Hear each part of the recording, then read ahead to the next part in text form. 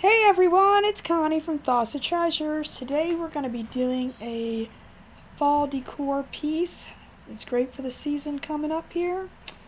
This is a Dollar Tree pan that we're going to be using. I am going to be using the Fusion Mineral paint.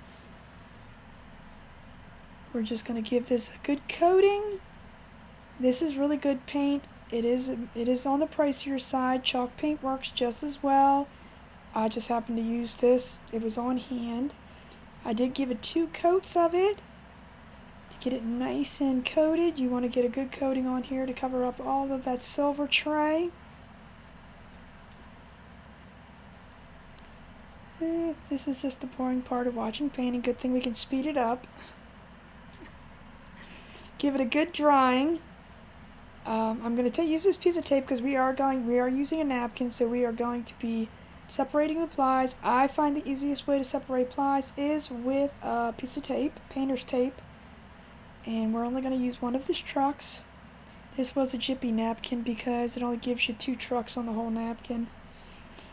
And I don't like to use the water pens. I prefer just using a very fine paintbrush to go around with the water to get it exactly where I want it to be. I feel with the water pens, they just seem to leak out too much water, and then you're ripping your project, or you're ripping your napkin. So, again, preferences. If you're more comfortable with the paintbrush, then do the paintbrush. If you're more comfortable with the water pen, do the water pen. This is just how I do it. I like the rough edges, so I'm keeping them, and I'm going back and getting a little bit more of the rougher edges, getting as close to the image as I want, but the white background will cover most of that up. But I do like that frayed edge kind of look. So we're giving this a coat of Mod Podge, and I just coated the entire thing to seal it. And I'm not doing the iron method, even though that is like my main way of Mod Podging. Mod Podging, yes, Mod Podging. So I am using a little piece of parchment paper to rub down get all the wrinkles out of the napkin. And you want to peel it up carefully because the parchment paper will stick to that Mod Podge.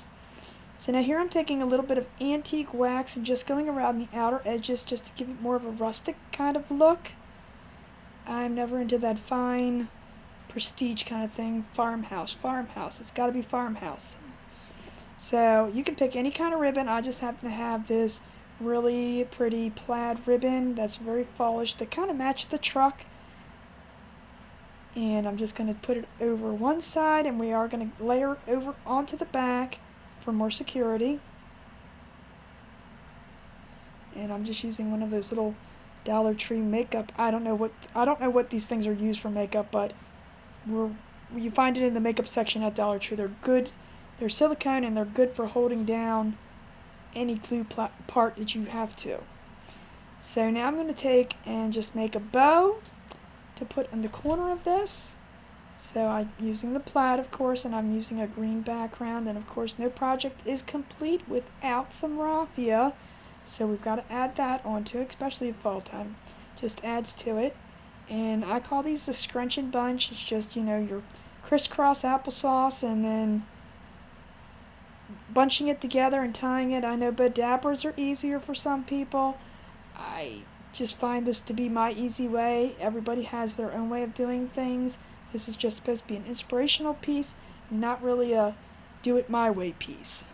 So here if you guys ever find that your flowers are not laying flat, use that heat dryer and get them going because it'll flatten them out. So here we have our finished product. If you guys are inspired to make one of these, please feel free to post it on my Thoughts of Treasures Crafty Friends group. Would love to see it.